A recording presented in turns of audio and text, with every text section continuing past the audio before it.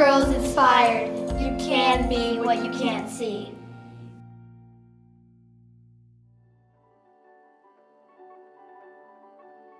As a younger girl, did you ever think you were going to be in the position you are now? No.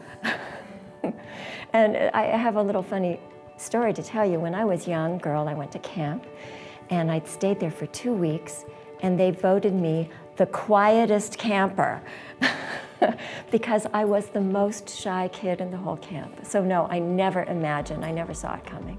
I never dreamt that I would end up in business. When I was in high school, I had no dreams of living in New York. You never know where the road is going to lead.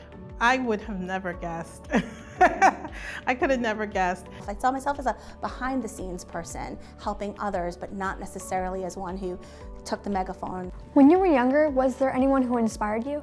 Oh yes, of course, my mom, my sister, but also Frida Kahlo. I love Frida Kahlo. Yes, me too. I love her artwork.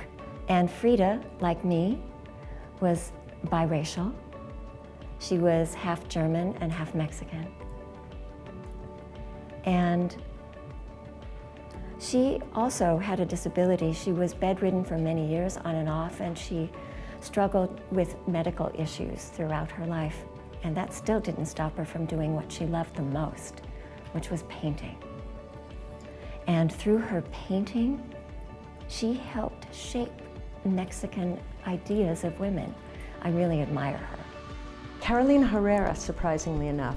I always loved the way that she ran her business. She was a woman who came from Venezuela, and she always said that if you can't get the job done between 9 and 5, then from the top you're doing something wrong.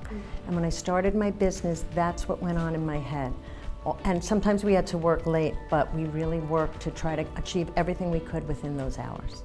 My parents, and especially my dad. He gave me self-assurance and confidence. My parents embodied this idea of like, you give back to the community. I had modeling in my household to realize that being involved matters. My great-grandmother was the second woman in the country that cast a vote. This was from Wyoming, and Wyoming gave women the right to vote well before the rest of the country. And I can just see my grandmother there making sure that that happened. My mom sued the state of New York because at that time, young women in New York City who were pregnant weren't allowed to attend high school. The city of New York settled with her and gave her money to start a demonstration project. The school was named after her and replicated across the boroughs of New York. So she basically started that rule that like pregnant young women are allowed to go to high school. Absolutely. That's amazing.